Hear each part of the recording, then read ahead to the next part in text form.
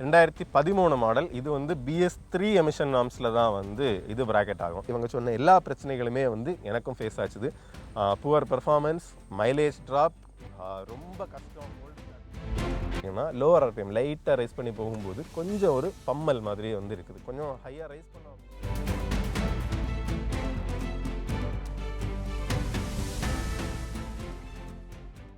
இன்னைக்கு நம்ம Indian automobile இண்டஸ்ட்ரியிலே வந்து ஹாட்டஸ்ட் அப்படின்னு ஒரு டாபிக் போயிட்டு இருக்கு அப்படின்னாலே அந்த எத்தனால் 20 ஃபியூலை பற்றி தான். அதோட இம்பாக்ட் வந்து பழைய வெஹிக்கிள்ஸில் வந்து எப்படி இருக்குது, மைலேஜ் ட்ராப் இருக்குது அப்படின்னு சொல்கிறாங்க. இந்த மாதிரி நிறைய விஷயங்கள் வந்து போயிட்டு இருக்குது. ஸோ என்னோட எக்ஸ்பீரியன்ஸில் வந்து BS3 வெஹிக்கிள் நான் ஓன் பண்ணுறேன். BS6 வெஹிக்கிள் வந்து அந்த ஸ்டேஜ் 1ல் இருக்கக்கூடிய வண்டி வந்து தம்பி ஓன் பண்ணுறான். இன்னொரு BS4 ஸ்கூட்டர் வந்து அப்பா ஓன் பண்ணிட்டு இருக்காரு. இப்படி இந்த 3 வெஹிக்கிள்ஸையும் கம்பேர் பண்ணும்போது எங்களோட எக்ஸ்பீரியன்ஸ் வந்து எப்படி இருக்குது அப்படிங்கிறத தான் வந்து இந்த டீட்டெயிலாக வந்து சொல்ல போகிறோம். என்ன அப்படின்னா, ஹையர் இம்பேக்ட் ஒரு செக்மெண்ட்டில் இருக்குது, கொஞ்சம் கம்மியான இம்பேக்ட் ஒரு செக்மெண்ட்டில் அதிகமாக யூஸ் பண்ணக்கூடிய வண்டியில் இருக்குது, ஒரு செக்மெண்ட்டில் வந்து இம்பேக்ட் இல்லை. அது என்னென்ன அப்படிங்கிறதையும் டிஸ்டிங்விஷ் பண்ண போகிறோம். கூடவே இந்த எத்தனால் அப்படின்னா என்ன, எதுக்காக வந்து அதை வந்து பிளெண்ட் பண்ணுறாங்க பெட்ரோலில், இந்த மாதிரியான ஒரு ஹை லெவல் ஆஃப் டீட்டெயிலுமே வந்து கொடுக்க போகிறோம். ரொம்பவே ஷாக்கிங்கான சில விஷயங்களாக தான் வந்து இது இருக்க போகுது. ஏன்னா ரியல் டைம் எக்ஸ்பீரியன்ஸில் தான் நம்ம இந்த வீடியோவில் பேச போகிறோம். நீங்கள் பார்த்துருக்கிற சக்கரம் கார்ஸ் அண்ட் பைக்ஸ் இந்த மாதிரி யூஸ்ஃபுல்லான வீடியோஸ் பார்க்குறதுக்கு நம்ம சேனலை நீங்கள் மறக்காமல் சப்ஸ்கிரைப் பண்ணிவிட்டு உங்கள் ஃப்ரெண்ட்ஸ் ஃபேமிலி எல்லாருக்குமே ஷேர் பண்ணி இந்த மாதிரி யூஸ்ஃபுல்லான வீடியோஸ் அவங்களுக்குமே கொடுத்து எங்கள் சேனல் க்ரோ ஆகிறதுக்குமே நீங்கள் ஹெல்ப் பண்ணுங்கள். வாங்க வீடியோக்குள்ளே போகலாம்.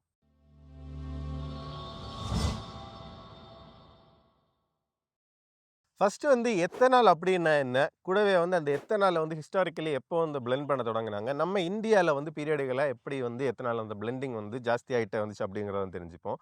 எத்தனால் அப்படிங்கிறது பேசிக்காக ஒரு ஆல்கஹால் தான். நிறைய வீடியோஸில் நீங்கள் கண்டிப்பாக வந்து பார்த்துருப்பீங்க, ஆட்டோமோட்டிவ் இண்டஸ்ட்ரியை ரெகுலராக ஃபாலோ பண்ணுறவங்க. ஸோ இது வந்து என்னத்துல இருந்து அவங்க ப்ரொடியூஸ் பண்ணுறாங்க அப்படின்னா, பயோமாஸ், அதாவது பயோ வேஸ்ட் மாதிரியான விஷயங்கள், சுகர் கேனோட வேஸ்ட்டு, உங்களுக்கு கார்ன், இந்த மாதிரியான விஷயங்கள்ல இருந்து அவங்களுக்கு அந்த பிளான்டேஷன் மெட்டீரியலை எடுத்து ஃபெர்மெண்டேஷன், டிஸ்டிலேஷன் இந்த மாதிரி ப்ராசஸஸ் பண்ணி தான் வந்து எத்தனால் வந்து ப்ரொடியூஸ் பண்ணுறாங்க. ஸோ இவ்வளோ தூரத்துக்கு வந்து அவங்க புஷ் பண்ணுறதே என்ன அப்படின்னா, நமக்கு 20% எத்தனால் நம்ம ஃபியூலில் ஆட் பண்ணும்போது நமக்கு 80% பெட்ரோல் போதும் 1 லிட்டரை வந்து ப்ரொடியூஸ் பண்ணுறதுக்கு. ஸோ அந்த 20%க்கான காஸ்ட்டை வந்து நம்ம ஆக்சுவல் க்ரூட் ஆயில்லேருந்து பெட்ரோல் ப்ரொடியூஸ் பண்ணுறதில் கம்மி பண்ணி இந்த காஸ்ட் எஃபெக்டிவான மெத்தடை வந்து கொண்டு வரலாம் அப்படின்னு சொல்கிறாங்க. ஆனால் அதில் நிறைய நெகட்டிவ்ஸுமே இருக்குது. என்ன அப்படின்னா, 1 லிட்டர் ஆஃப் எத்தனால் ப்ரொடியூஸ் பண்ணுறதுக்கே வந்து பல 1000 லிட்டர்ஸ் ஆஃப் வாட்டருமே வந்து நம்ம ஸ்பெண்ட் பண்ண வேண்டி இருக்குதும். ஏன்னா அந்த ஃபெர்மெண்டேஷன், டிஸ்டிலேஷன் இந்த மாதிரி விஷயங்களை ரன் பண்ணுறதுக்கு அப்படிங்கிற ஒரு இது இருக்குது. இன்னொரு பக்கத்தில் லாபி நமக்கு என்ன சொல்கிறாங்க அப்படின்னா, நம்மளோட அந்த ரோட் டிரான்ஸ்போர்ட் அந்த மினிஸ்ட்ரியில் இருக்கக்கூடிய நிதின் கட்கரி அவரோட சன்ஸோட ஓனர்ஷிப்பில் தான் வந்து இந்த எத்தனால ப்ரொடியூஸ் பண்ணக்கூடிய ஃபேக்ட்ரிஸ் எல்லாமே இருக்குது. அப்படிங்கிற பொலிட்டிக்ஸ் பக்கமுமே வந்து நிறைய இருக்குது. அந்த பக்கம் வந்து நம்ம டீட்டெயிலாக போக வேண்டாம். பட் வந்து ஹிஸ்டாரிக்கலி எத்தனால் பவர்டு என்ஜின்ஸ் வந்து நமக்கு ஃபோர்டு மாடல் டி அந்த 1908 வந்து ப்ரொடியூஸ் பண்ணக்கூடிய அந்த ஃபஸ்ட்டு ஃபோர்ட் மாடல் டி அந்த மாடல்ஸ்லேயே வந்து பெட்ரோல்லையும் ரன் ஆகும், எத்தனால்லையும் ரன் ஆகும் அப்படிங்கிற ஒரு கண்டிஷன்லேயே இருந்தாங்க.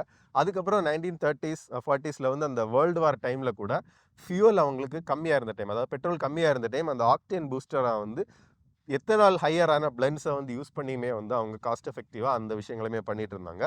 இந்தியாவில் எத்தனால் பிளெண்டிங் எப்போ ஸ்டார்ட் ஆச்சு அப்படின்னு பார்த்தீங்கன்னா, 2003 வந்து ஃபார்முலா ஸ்டார்ட் பண்ணியிருக்காங்க.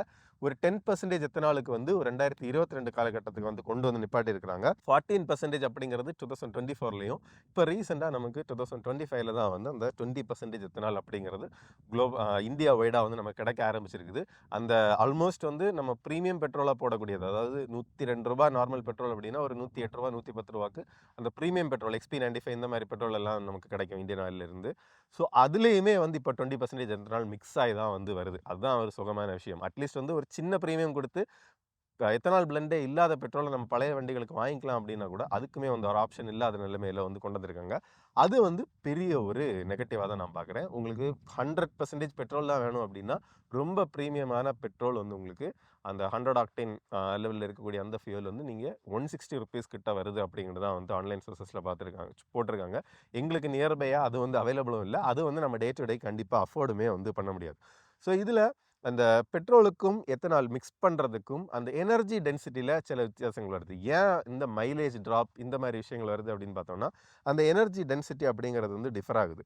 ஸோ இதில் எனர்ஜி டென்சிட்டி நமக்கு பெட்ரோலுக்கு வந்து பார்த்திங்கன்னா 33,000 கிலோ ஜூல் பெர் லிட்டர் வந்து நமக்கு வருது ஆவரேஜாக. அதே நேரத்தில் எத்தனாலுக்கு பார்த்திங்கன்னா 23,000 கிலோ ஜோல் ஆவரேஜாக வந்து வருது. அதாவது கிட்டத்தட்ட பெட்ரோலை விட ஒரு 30% வந்து கம்மியாக தான் அந்த எனர்ஜி டென்சிட்டி வந்து நமக்கு வருது. ஸோ நம்ம ஒரு லிட்டர் ஆஃப் ஃபியூவலில் வந்து இப்போ 40 கிலோமீட்டர் போகிறதுக்கான ஒரு பவரை ப்ரொடியூஸ் பண்ணுறதை விட ஒரு 20% நம்ம எத்தனாலில் போடுறோம் அப்படின்னா அந்த 1 லிட்டரை விட ஜாஸ்தியான அளவில் நமக்கு அந்த பெட்ரோல் கிடைச்சாதான், அதாவது எத்தனால் மிக்ஸ்டு பெட்ரோல் கிடைச்சாதான் சேம் அமௌண்ட் ஆஃப் அந்த டிஸ்டன்ஸை நம்மளால் கவர் பண்ண முடியும். அப்படி தான் வந்து அந்த மைலேஜ் ட்ராப் அப்படிங்கிறதுமே வந்து வருது.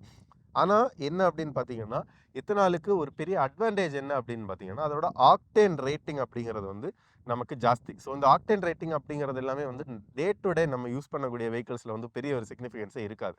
என்னென்னா ரேசிங் சிச்சுவேஷன்ஸில் ரொம்ப ஹையரான கம்ப்ரெஷன் ரேஷியோ ரன் பண்ணி அந்த நாக்கிங்குமே இல்லாமல் கூடவே வந்து இந்த எத்தனால் அப்படிங்கிறது இன்னும் கொஞ்சம் கூலாக எரியக்கூடியது, பெட்ரோலை விட கம்பேரிட்டிவ்லி டெம்பரேச்சர் கம்மியாகவே எரியக்கூடியது. அப்படிங்கிறதுனால இந்த ஹையர் கம்ப்ரெஷன் ரேஷியோ அதிகமான எத்தனால் நம்ம விட்டு எரிச்சாலுமே வந்து மேக்ஸிமம் பவரையுமே வந்து ப்ரொடியூஸ் பண்ண முடியும். அதே நேரத்தில் நமக்கு அதுக்கான என்ஜின் காம்பனன்ட்ஸ் எல்லாமே வந்து அவங்க அந்த ரேஸ் கார்ஸில் வந்து டிசைன் பண்ணுவாங்க. ஸோ ரேசிங் சிச்சுவேஷன்ஸில் வந்து பார்த்திங்கன்னா 85% எத்தனால் அப்படிங்கிறது கூட ஒரு காமனான ஒரு விஷயம் தான் ஸ்பெசிஃபிக்கான அந்த யூஸ் கேசஸில். ஸோ பிரேசில் அந்த மாதிரியான நாடுகளில் பார்த்திங்கன்னா நமக்கு 100% எத்தனால் வரைக்கும் வந்து அவங்க யூஸ் பண்ணியிருக்காங்க. ஏன்னா பிரேசில் எல்லாம் வந்து இந்த சுகர் கேன் இந்த மாதிரி விஷயங்கள் அவங்க நிறைய ப்ரொடியூஸ் பண்ணுறதுனால அதை அவங்க காஸ்ட் எஃபெக்டிவாக வந்து அதிகமாக யூஸ் பண்ணிட்டு இருக்காங்க. ஸோ இது வந்து அந்த எத்தனாலோட ஒரு ஹிஸ்ட்ரி அப்படின்னே வந்து சொல்லலாம். ஸோ அடுத்ததாக நம்ம பார்க்க வேண்டியது என்ன அப்படின்னா என்ன மாதிரியான இம்பேக்ட் வந்து இந்த எத்தனால் பிளெண்டட் பெட்ரோல் வந்து நம்ம பழைய என்ஜின்ஸில் வந்து ப்ரொடியூஸ் பண்ணோம் அப்படிங்கிறது தான். மெயினாக என்னென்னு பார்த்தீங்கன்னா இந்த எத்தனால் அப்படிங்கிறத வந்து ஹைக்ரோஸ்கோபிக் அப்படிங்கிற ஒரு கேரக்டர் இருக்குது. அது என்ன பேசிக்காக அப்படின்னா எத்தனால் பிளெண்டட் அந்த இதில் வந்து எத்தனாலில் இருக்கக்கூடிய அந்த கேரக்டர் வாட்டரையும் மாய்ஸ்சரையும் கொஞ்சம் வந்து அதிகமாக அப்சர்வ் பண்ணி, இப்போ நம்ம ஒரு நார்மலாக கம்யூட்டர்ஸ் அப்படின்னு பார்க்கும்போது ஒரு 10 லிட்டர் ஃபியூல் டேங்க் இருந்தாலுமே நம்ம ஆவரேஜாக வந்து ஒரு 3லேருந்து 4 லிட்டருக்கு மேலே வந்து யாருமே டே டு டே யூசேஜ் பண்ணும்போது நமக்கு அதில் வந்து ஃபில் பண்ண மாட்டோம். ஸோ அப்படி ஃபில் பண்ணாமல் இருக்கும்போது அந்த வேக்கண்டாக இருக்கக்கூடிய அந்த ஒரு ஸ்பேஸில் வந்து கொஞ்சம் கூட தண்ணி அல்லது மாய்ஸ்சர் அப்சார்ப் ஆகி அந்த வாட்டர் கண்டென்ட் உள்ளாடி வந்து ஃபஸ்ட்டு விஷயம் வந்து சில இடங்களில் வந்து ரஸ்டிங்க்கு சான்ஸ் இருக்குது. கூடவே அந்த வாட்டர் வந்து அப்படியே ஃபார்ம் ஆகி அந்த பெட்ரோல் கூட மிக்ஸ் ஆகிருக்கும்போது நமக்கு இன்ஜெக்டர்ஸை டேமேஜ் பண்ணுறது, இந்த மாதிரியான விஷயங்களுமே அந்த ஃபியூல் லைன்ஸில் வந்து பிரச்சனைகளை பண்ணுறது, இந்த மாதிரி விஷயங்கள் இருக்குது. கூடவே அந்த எத்தனாலோட கேரக்டர் என்ன அப்படின்னு பார்த்தீங்கன்னா இந்த ரப்பர் ப்ளஸ் வந்து பிளாஸ்டிக் மாதிரியான விஷயங்களை ஈஸியாக வந்து கொஞ்சம் கூட ஹார்டன் பண்ணி அந்த ரப்பர் ஹோசஸ் அப்புறம் வந்து பிளாஸ்டிக்கில் இருக்கக்கூடிய அந்த ஃபியூல் லைன்ஸில் இருக்கக்கூடிய பிளாஸ்டிக் காம்பனன்ட்ஸ் இது எல்லாமே வந்து டே டு டே வந்து கொஞ்சம் கொஞ்சமாக வந்து டீக்ரேட் பண்ணிகிட்டே இருக்கிறதுக்கு வந்து சான்ஸ் இருக்குது. ஸோ இதுக்கு வந்து ஒரு சொல்யூஷன் என்ன பண்ணுறாங்க அப்படின்னா அந்த ஃபியூல் அடிட்டிவ்ஸ் அப்படிங்கிறது இந்த மாதிரி எத்தனால் பிளெண்டட் ஃபியூல் யூஸ் பண்ணாலுமே வந்து அந்த அடிட்டிவ்ஸை யூஸ் பண்ணி இந்த ஃபியூல் சிஸ்டமில் வரக்கூடிய பிரச்சனைகளை நம்ம ஓவர் கம் பண்ணிக்கலாம் அப்படிங்கிறது மாதிரியான ஒரு கான்செப்டுமே வந்து சொல்கிறாங்க. பட் அது எந்த அளவுக்கு வந்து நமக்கு ரிலையபிளாக நம்ம யூஸ் பண்ண முடியும் அப்படிங்கிறது தான் வந்து ஒரு கொஸ்டின். இது இன்னொரு மேஜரான பிரச்சனை என்ன அப்படின்னு பார்த்தீங்கன்னா அந்த ஒரு லோவர் எனர்ஜி டென்சிட்டி இருக்கிறதுனால நமக்கு அந்த ஒரு சின்ன நாக்கிங் ப்ளஸ் வந்து அந்த லோவர் ஆர்பிஎம்மில் வந்து கொஞ்சம் பவர் கம்மியாகிறது, இந்த மாதிரியான விஷயங்களுமே வந்து இருக்குது. ஸோ அது எல்லாமே நான் எக்ஸ்பீரியன்ஸ் பண்ணது பர்சனலாக. நாங்கள் எங்களோட வண்டிகளில் பார்த்த அந்த டிஃப்ரென்ஸையுமே வந்து அடுத்த செக்ஷனில் வந்து நமக்கு இந்த வீடியோலையுமே வந்து நம்ம எக்ஸ்பிளைன் பண்ணுவோம். அடுத்ததாக இதில் வந்து அந்த E20 காம்ப்ளைன்ஸ் பற்றி உங்களுக்கே தெரியும். உங்களோட வெஹிக்கிளில் வந்து அந்த ஃபியூல் டேங்க் பக்கத்துலேயே அந்த E20 அப்படிங்கிற ஸ்டிக்கர் ஒட்டியிருந்தாங்க அப்படின்னா உங்களுக்கு எத்தனால் 20% வரைக்கும் வந்து அது காம்ப்ளைண்ட் தான். அதனால உங்கள் வெஹிக்கிளுக்கு எந்த விதமான டேமேஜுமே இருக்காது. மேபி ஒரு 1 to 2% மைலேஜ் ட்ராப் மட்டும்தான் இருக்கும். பட் வந்து அந்த எத்தனால் 20 காம்பேட்டபிளான வெஹிக்கிள்ஸ் எல்லாமே வந்து பார்த்திங்கன்னா உங்களுக்கு அந்த ஃபியூல் இன்ஜெக்டர்ஸோட தான் வரும். ஸோ அதில் வந்து அந்த ECUவே வந்து என்ன லெவல் ஆஃப் எத்தனால் பிளெண்ட் இருக்குது அப்படிங்கிறத பார்த்து அந்த ஏர் ஃபியூல் மிக்சரை வந்து அதுக்கேற்ற மாதிரி கொஞ்சம் அட்ஜஸ்ட் பண்ணிக்கிறதுக்கான ஒரு ப்ரோக்ராமிங்குமே அவங்க அந்த ஃபியூல் இன்ஜெக்டரில் வந்து பண்ணியிருக்கிறதுனால அந்த பிரச்சனையுமே வந்து இருக்குது. ஐ மீன் அந்த ECU வந்து ஃபியூல் இன்ஜெக்டரில் அதுக்கான அட்ஜஸ்ட்மெண்ட்டை பண்ணுறதுனால பெரிய இம்பேக்ட்ஸ் வந்து நமக்குமே வந்து இருக்காது. ஸோ அடுத்ததாக வந்து எங்களோட எக்ஸ்பீரியன்ஸில் என்னென்ன மாதிரியான சேஞ்சஸ் வந்து எங்களோட வெஹிக்கிள்ஸில் வந்துருக்குது அப்படிங்கிறத வந்து பார்ப்போம். இப்போ எங்களோட எக்ஸ்பீரியன்ஸில் நான் ஒரு 3 வெஹிக்கிள்ஸை வந்து வீட்டில் இருக்கக்கூடிய 3 வண்டி, என்னோட வண்டி, அப்பாவோட வண்டி, தம்பியோட வண்டி, 3யுமே வந்து வச்சு தான் கம்பேர் பண்ண போகிறேன். என்னோட வண்டி பார்த்திங்கன்னா 2013 மாடல். இது வந்து BS3 எமிஷன் நார்ம்ஸில் தான் வந்து இது ப்ராக்கெட் ஆகும். அடுத்தது அப்பாவோட வண்டி பார்த்திங்கன்னா 2015 வாங்கினது. ஸோ அது வந்து BS4க்கு கிட்டத்தட்ட வரும். BS3க்கும் 4க்கும் இடையில வரும். இந்த வண்டி பார்த்தீங்கன்னா எக்ஸ்பிளேட் 2021 வாங்கினது. இது வந்து BS6 ஸ்டேஜ் 1 வரக்கூடியது. இதில் வந்து உங்களுக்கு 10% எத்தனால் வரைக்கும் உங்களுக்கு இந்த வண்டி காம்பேட்டபிள் அப்படிங்கிறது உங்களுக்கு இந்த மேனுஃபேக்சரரோட அந்த ஓனர்ஸ் மேனுவல்லே வந்து போட்டிருக்கிறாங்க. ஸோ இதுலேயுமே கிளியராக நமக்கு பார்த்தா தெரியும். நான் அதையுமே வந்து ஜஸ்ட் உங்களுக்கு ரீட் அவுட் பண்ணியே வந்து காமிக்கிறேன். Do not use fuels containing a higher concentration of alcohol. அதாவது ரீஃபியூலிங் அண்ட் ஃபியூல் கைட்லைன்ஸ் அதில் வந்து பார்த்தீங்கன்னா ஹையர் கான்சன்ட்ரேஷன் ஆஃப் ஆல்கஹால் நீங்கள் வந்து ரன் பண்ணாதீங்க அப்படின்னு வந்து போட்டிருக்காங்க.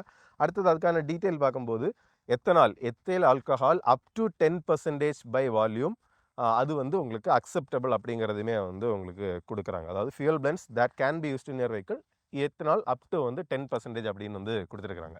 அதே நேரத்தில் என்னோட 2013 மாடல் இந்த BS3 அந்த மாடலுக்கு பார்த்தீங்கன்னா உங்களுக்கு கிளியராகவே கொடுத்துருக்குறாங்க. When certain types of petrol containing alcohol are used performance such as hard starting poor performance etcetera may occur. அதாவது ஹையர் பிளெண்ட் ஆஃப் அந்த ஆல்கஹால்னாலே பேசிக்காக இந்த எத்தனால் நீங்கள் யூஸ் பண்ணீங்க அப்படின்னாலே ஹார்ட் ஸ்டார்டிங் புவர் பெர்ஃபார்மன்ஸுமே கம்மியாகும் அப்படிங்கிறத வந்து சொல்லியிருக்காங்க. ரெண்டுமே வந்து நான் எக்ஸ்பீரியன்ஸ் பண்ணேன். பட் இந்த கண்டென்ட் எடுக்கிறதுக்காக இன்றைக்கி தான் வந்து டீப்பான ரிசர்ச்சுக்கு போய் இந்த மேனுவலில் நான் அதை வந்து பார்த்து வந்து கன்ஃபார்ம் பண்ணேன். என்ன நடந்துச்சு அப்படின்னா கிட்டத்தட்ட வந்து லாஸ்ட் 1 இயராகவே ஸ்டார்டிங் ட்ரபிள் அப்படிங்கிறது கொஞ்சம் அதிகமாகவே இந்த வெஹிக்கிள்ஸில் வந்து இருந்துச்சு. நான் வண்டி 2013 வாங்கும்போதே கொஞ்சம் வந்து மற்ற வெஹிக்கிள்ஸை கம்பேர் பண்ணும்போது இது வந்து கொஞ்சம் கோல்டு ஸ்டார்ட்டாக இருந்தாலுமே வந்து ஒரு அடிஷ்னல் எஃபர்ட் கொடுக்க வேண்டியிருக்கும், ப்ளஸ் வந்து சோக்கு போட வேண்டியிருக்கும், இந்த மாதிரி இஷ்யூஸ் இருந்துச்சு.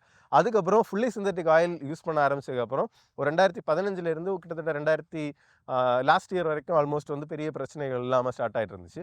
அதுக்கப்புறம் உங்களுக்கு இந்த பிளெண்ட் ஜாஸ்தியாக தான் வந்து என்ன நடந்துச்சு அப்படின்னா கோல்டு ஸ்டார்ட் வந்து ரொம்ப கஷ்டம். எவ்வளோ கிட்டத்தட்ட ஒரு 2 மினிட்ஸ் சோக்கில் நம்ம ஸ்டார்ட் பண்ணி விட்டுருந்தா மட்டும்தான், அது வந்து ரெக்கமெண்டடே கிடையாது. இருந்தாலும் அப்படி ஸ்டார்ட் பண்ணி விட்டுருந்தா மட்டும்தான் இது வந்து நார்மலான அந்த ஐடிலிங்கே வரும். அடுத்தது நம்ம ரைட் பண்ண ஆரம்பிச்சதுக்கப்புறம் கூட ஒரு 2-3 கிலோமீட்டர்ஸுக்கு கொச்சன்னு ஒரு நாக்கிங்குமே இருக்கும். எனக்கு அதிகமாக இந்த பிரச்சனை இருக்கிறதுக்கு இன்னொரு ரீசன் என்ன அப்படின்னா வண்டியோட யூசேஜுமே வந்து ரொம்ப கம்மி தான். இப்போ 2 வாரத்துக்கு ஒருக்கா நான் ஒரு 2 லிட்டர் பெட்ரோல் போட்டேன் அப்படின்னா கிட்டத்தட்ட ஒரு 80 to 100 கிலோமீட்டர்ஸ் வந்து நமக்கு ஆவரேஜாக பக்கத்தில் ஏதாவது ஷண்டிங் மட்டும்தான் வந்து வண்டி வந்து நம்ம யூஸ் பண்ணுறது மாதிரி இருக்கும்.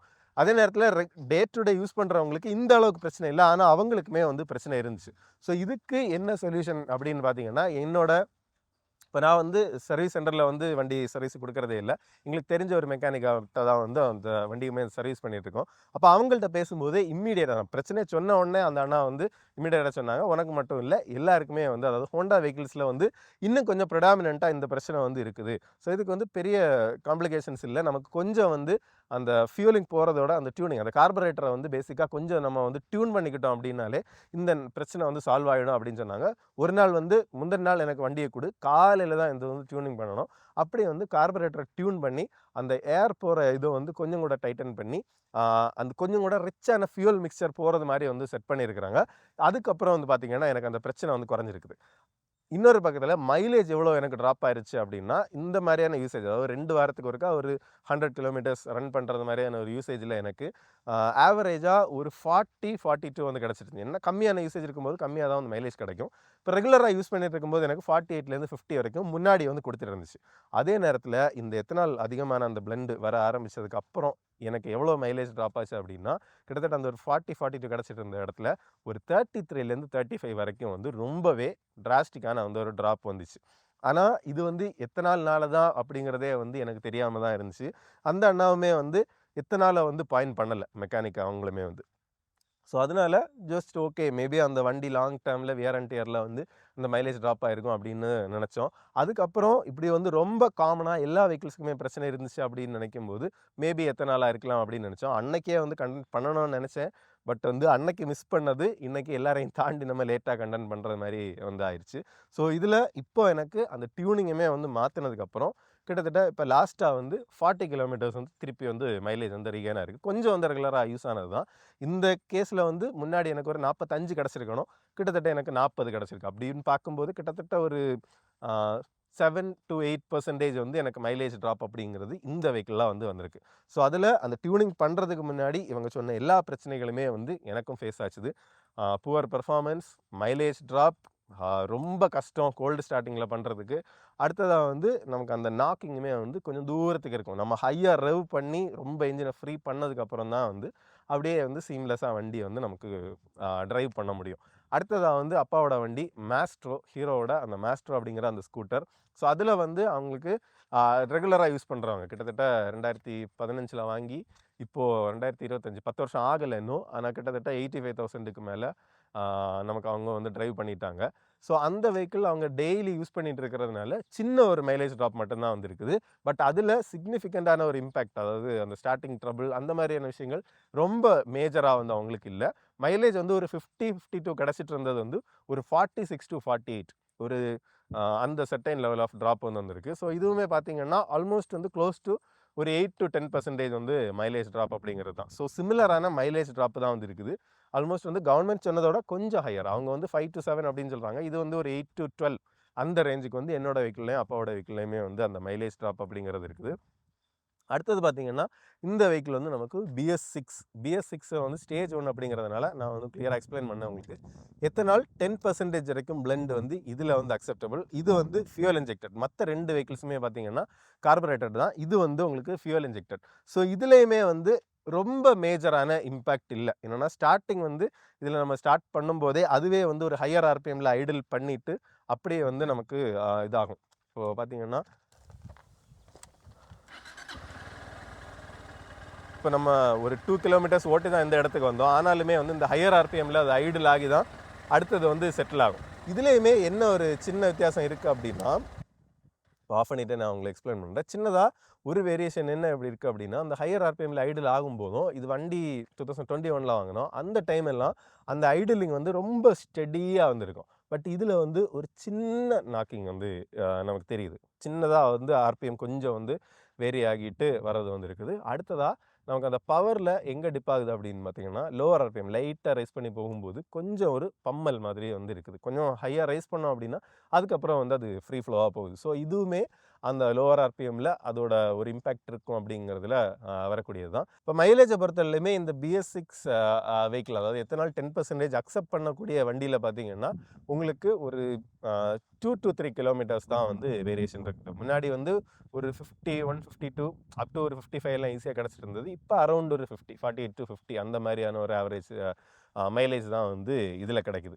ஸோ இந்த 3 வெஹிக்கிள்ஸ்லேயுமே வந்து என்ன மாதிரியான இம்பேக்ட் இருக்கும் அப்படின்னு பார்த்தீங்கன்னா, மெயினாக இப்போது இதில் வந்து சிலிண்டர் ஹெட் ஓரிங் இந்த மாதிரி விஷயங்களில் வந்து அது லாங் டேர்மில் நம்ம கம்மியான ஃபியூல் யூஸ் பண்ணி ரெகுலராக யூஸ் பண்ணாமல் இருக்கிறதுனால அந்த எத்தனாலால் வரக்கூடிய கரோஷன்ஸ் வந்து அந்த ஹெட் ஓரிங் இந்த மாதிரி விஷயங்களில் வந்து வர்றதுக்கு சான்ஸ் இருக்குது. அதே நேரத்தில் இந்த BS6 வெஹிக்கிளில் எத்தனால் 10% ஆல்ரெடி அதை அக்செப்ட் பண்ணுது அப்படிங்கிறதுனால இதில் மேஜரான இஷ்யூஸ் இம்மீடியட்டாக வர்றதுக்கு வந்து சான்ஸ் கம்மி.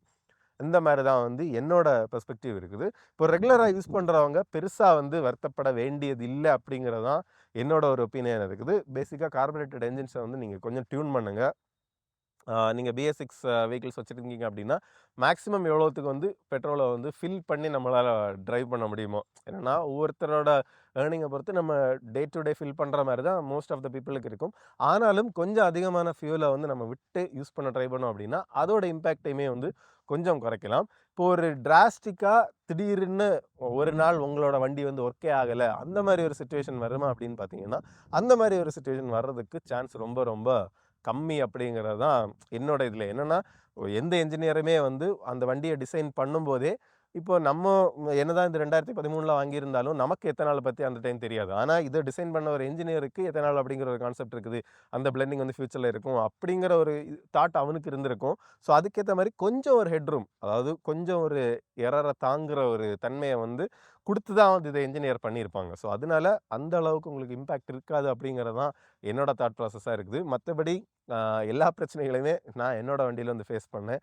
வண்டி வந்து நம்ம ரேஸ் பண்ணி போயிட்டு இருக்கும்போது திடீர்னு வந்து அப்படியே பாக் டவுன் ஆகும். பாக் டவுன் ஆகி தும்முன்னு ஒரு ஒரு அந்த ஒரு ஏர் பிரேக்கை நம்ம ரிலீஸ் பண்ணும்போது ஷ்க்குன்னு ஒரு சவுண்ட் வரும். அந்த மாதிரி வண்டி தும்முனது மாதிரி தும்மிட்டு திருப்பி வந்து நமக்கு நார்மலாக வந்து ரன் ஆக ஆரம்பிக்கும். இந்த மாதிரி பிரச்சனைகளுமே நான் வந்து ஃபேஸ் பண்ணேன். ஸோ இவ்வளோ தான் என்னோட எக்ஸ்பீரியன்ஸுமே. ஹோப் இந்த வீடியோ வந்து உங்களுக்கு யூஸ்ஃபுல்லாக இருந்திருக்கும். நிறைய பேருக்கு இந்த எக்ஸ்பீரியன்ஸஸ் வந்து உங்களோட வெஹிக்கிள்ஸ்லேயே நீங்கள் ஃபேஸ் பண்ணியிருப்பீங்க அப்படின்னுமே நினைக்கிறோம். நீங்கள் ஃபேஸ் பண்ணீங்கன்னா உங்களோட எக்ஸ்பீரியன்ஸஸை வந்து கமெண்ட் செக்ஷனில் ஷேர் பண்ணுங்கள். கூடவே வந்து பார்த்தீங்கன்னா என்ன கரெக்டிவ் மெஷர்ஸ் எடுத்து நீங்கள் இப்போ வந்து திருப்பி அந்த வண்டியை வந்து கண்டினியூஸாக யூஸ் பண்ணிட்டுருக்கீங்க அப்படிங்கிறதையுமே வந்து நீங்கள் எங்களுக்கு கமெண்ட்ஸில் மென்ஷன் பண்ணுங்கள். மற்ற யூசர்ஸுக்குமே வந்து கண்டிப்பாக அது வந்து ஒரு பயனுள்ளதாக வந்திருக்கும். இந்த வீடியோ உங்களுக்கு பிடிச்சிருந்து அப்படின்னா உங்கள் ஃப்ரெண்ட்ஸ் ஃபேமிலிக்கு ஷேர் பண்ணுங்கள். நீங்கள் ஒரு பழைய வெஹிக்கிள்ஸ் வந்து நீங்கள் யூஸ் பண்ணக்கூடிய ஒரு ஆளாக இருந்தால், இல்லை பழைய வெஹிக்கிள்ஸ் வந்து ரெகுலராக நீங்கள் மெயின்டைன் பண்ணணும் அப்படின்னு ஆசைப்பட்றீங்கன்னா அவங்களுக்குமே வந்து ஹெல்ப்ஃபுல்லாக இருக்கும். மெயினாக ஒரு பிரச்சனை எங்கே வருது அப்படின்னா, ரொம்ப பழைய வெஹிக்கிள்ஸ் வச்சுருக்கிறவங்க, இன்னொன்று எனக்குமே ஒரு ஆசை என்ன அப்படின்னா, ஒரு பழைய கார் வாங்கி வந்து நம்ம வச்சுருக்கணும் அப்படிங்கிறது. ஒரு 2002 to 5 அந்த காலகட்டத்தில் வந்து ஒரு எஸ்டீம் அந்த மாதிரியான கார்ஸ் வாங்கி வச்சுக்கணும் அப்படிங்கிறது. அது நார்மலாகவே வந்து 10-12 கிலோமீட்டர் தான் வந்து மைலேஜ் கொடுக்கும். அதுக்கு மேலே நம்ம இந்த எத்தனால் ஃபியூல் போடும்போது அதுலேருந்து மைலேஜ் ட்ராப் ஆகும். கூடவே இந்த எத்தனால் ஃபியூல்னால நமக்கு இன்னுமே அடுத்தடுத்த இம்பேக்ட்ஸ் என்னென்ன பார்ட்ஸ் வந்து டேமேஜ் ஆகும் அப்படிங்கிறதெல்லாம் இருக்கிறதுனால, கவர்மெண்ட் சைட்லேருந்து அவங்க இன்னொரு இது மேக்ஸிமம் என்ன பண்ணலாம் அப்படின்னா, வெளிய பெரிய கண்ட்ரீஸ்ல எல்லாம் என்ன பண்ணுறாங்க அப்படின்னா, ஒவ்வொரு பிளெண்டுக்குமே வந்து தனித்தனி டிஸ்பென்சர் மாதிரி வச்சுருப்பாங்க. ஸோ எனக்கு எத்தனாலே இல்லாத பெட்ரோல் வேணும்னா அதை வந்து நான் வாங்கிக்கலாம். எத்தனால் மிக்ஸ் பண்ணது வாங்கிக்கணும்னா அது வந்து வாங்கிக்கலாம். எல்லா பெட்ரோலுமே நீங்கள் சேம் ப்ரைஸில் கூட வந்து விற்றாலுமே பெரிய இம்பேக்ட் இருக்காது. என்னென்னா எத்தனால் E20 இருக்கிறவங்க அந்த பிளெண்டை வந்து யூஸ் பண்ணிக்கிட்டோம். அதில் வந்து உங்களுக்கு காஸ்ட்டுமே கொஞ்சம் பேலன்ஸ் ஆகி வந்துடும். அந்த ப்ரொடக்ஷன் காஸ்ட் இப்படி வந்து கவர்மெண்ட் சில விஷயங்கள் பண்ணலாம். அதே நேரத்தில் மாருதி யூசர்ஸுக்கு ஒரு சின்ன ஒரு ரிலீஃப் என்ன அப்படின்னு பார்த்தோம்னாலே, மாருதி வந்து அந்த பிஎஸ் பழைய கார்ஸ் 3, 4ல இருக்கக்கூடிய கார்ஸை வந்து E20க்கு அப்டேட் பண்ணுற மாதிரி சில காம்பனன்ட்ஸை அவங்க வந்து ஒரு கிட் மாதிரி ரீப்ளேஸ் பண்ணி கொடுக்கறதுக்கு அவங்க பிளான் பண்ணிகிட்ருக்காங்க. ஆனால் அது வந்து காஸ்ட்டை வந்து கஸ்டமர் தான் பேர் பண்ணணும். கிட்டத்தட்ட ஒரு 4000லேருந்து 6000 வரைக்கும் அந்த பார்ட்ஸை ரீப்ளேஸ் பண்ணி அந்த கிட்டை நம்ம ஆட் பண்ணிக்கிறதுக்கு காஸ்ட் ஆகும் அப்படின்ட்டு தெரியுது. இது தாண்டி உங்களோட கருத்துக்களையுமே நீங்கள் கமெண்ட் செக்ஷனில் சொல்லுங்கள். இன்னொரு வீடியோவில் பார்க்கலாம். Bye by.